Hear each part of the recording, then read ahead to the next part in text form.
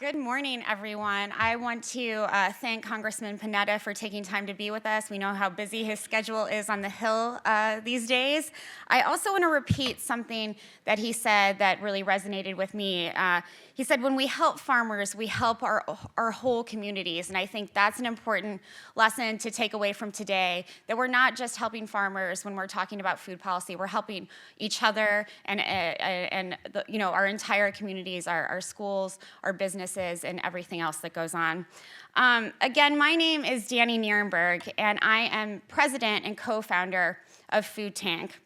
And it is my great pleasure to see you all here today for the third annual Washington, D.C. Food Tank Summit.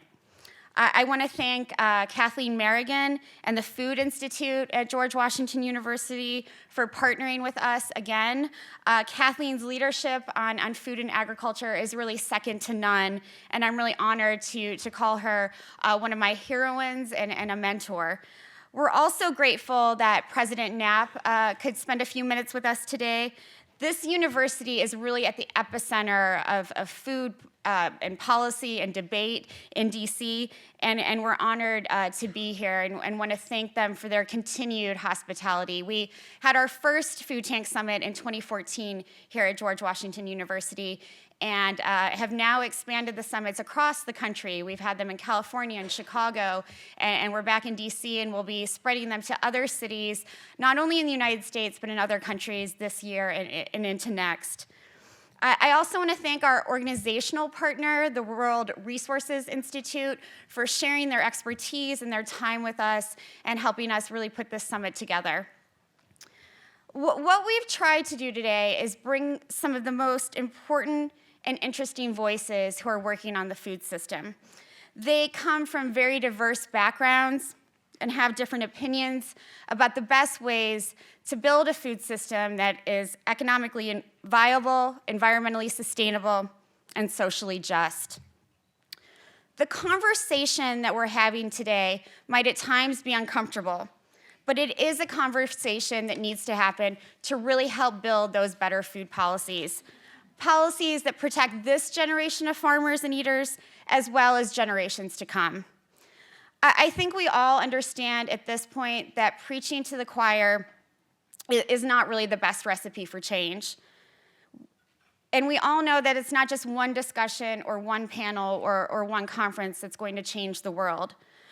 And with a new administration and a new Congress, we want to offer recommendations here today that will help improve the food system both domestically and internationally. I also want to share with you that earlier this week, we did have 2 Republican leaders from the House who had confirmed to speak at this event. Unfortunately, they were pulled away, Congressman Kownacki from Texas and Rodney Davis from Illinois. And we're sorry they couldn't be here, but I do want to assure you that this conference is really dedicated to bringing together a confluence of different ideas. And what we want to do is really influence the future of agricultural policy with your input and your expertise. And this is just one of many conversations that Food Tank will be having over the coming year. We're thrilled to be working with amazing partners in cities across the United States, Boston, New York City. We'll be having a summit in late summer in Sao Paulo, Brazil. We're planning a summit in the fall in Los Angeles, and also looking to expand the summit in London and also Johannesburg. One of the reasons that we wanted to have this summit in DC at this time of year is because we fundamentally believe that food and agriculture can transcend politics. Issues like preventing food loss and food waste, finding ways to improve accessibility and affordability to nutritious foods, improving food security and eliminating hunger, supporting family farmers, involving more young people in agriculture, and supporting rural-urban linkages are issues that I think Republicans and Democrats alike can all support. So today we brought together 40+ speakers and experts. These people are problem solvers who are working as farmers, as educators, as activists, as business leaders, and as policymakers. They are experts who are ready to take action and address some of our most pressing environmental and social challenges. They are experts who understand that technology isn't always the answer and that we need to put culture back in agriculture. Experts who are inclusive and understand that sometimes the best solutions and the best policies come from the ground up, not the top down. And people who understand that demonizing others with opinions different from their own isn't the way to improve incomes for farmers, conserve natural resources, or improve the welfare of those working in the food system. Today, we don't want any canned speeches or sound bites. We want real and honest conversation from those of us in the room and those of us who are communicating online via our social media platforms. We strongly encourage everyone to join the discussion using hashtag #FoodTank. Instagram, Facebook, and Twitter comments using that hashtag will appear on the screen in the middle and on the sides. And we will be taking live questions from you in the audience as well as the online audience. There are thousands of people who will be watching us today at foodtank.com, our Facebook Live, and via our Instagram Live and Twitter Live feeds. Each of our panels is roughly a 1-hour discussion with time for questions from the audience. People who are in the room and want to ask a question, we ask that you take about 30 seconds to state your name, your organization, and then ask a real question. We don't really want any mini speeches or long comments. We want to keep the conversation lively and going so that we don't get bogged down. Our first panel today will be a deep dive into the next Farm Bill and what's needed to make it better for farmers and eaters. The second panel will focus on food and nutrition security, both globally and domestically. Before lunch, the Economist Intelligence Unit will present the Global Food Sustainability Index that they developed in collaboration with the Barillas Center for Food and Nutrition. The index is a really exciting new tool that will help farmers, businesses, and policymakers make better decisions around food. Our third panel will talk about the future of agriculture in the United States with some of the most exciting thinkers and doers on food in the country.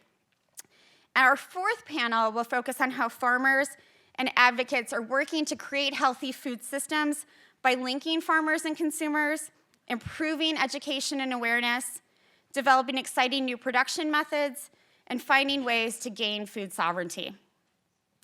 And our final panel will focus on creating resiliency in the food system. Not only resiliency to climate change, but preventing things like food loss and food waste, finding ways to improve production and consumption without harming the environment, and increasing incomes for small and medium-scale farmers. I'd now like to take a minute to thank our Food Tank staff. We're a really small but scrappy team of people who work really hard to make these summits and all of our other work happen. Bernard Pollock is our board chair and our chief of strategy. I actually blame these summits on him because he loves to bring people together. Vanessa Botero-Lowry is really a force of nature. She's our director of operations, and she really runs the day-to-day of Food Tank. I do very little in comparison with Vanessa. Emily Payne is our content manager and an amazing writer and thinker, and Ashley Portman and Dan Stein make sure that our social media blows up the internet. Lynn Rosenberger and McKenna Hayes are new additions to Food Tank and have been incredible in helping put today together. We wouldn't have as many volunteers who are in the room today, who I also want to thank, if it weren't for Lynn, and McKenna is backstage just making sure everything runs smoothly. I'm also grateful to our Food Tank Board of Directors and our advisory group.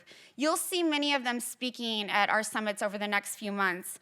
And I want to give a special shout out to our board members, Michael Berger and Sarah Burnett, who've worked with Elevation Burger and Panera, respectively, to help bring the breakfast that you saw outside and also part of our lunch today.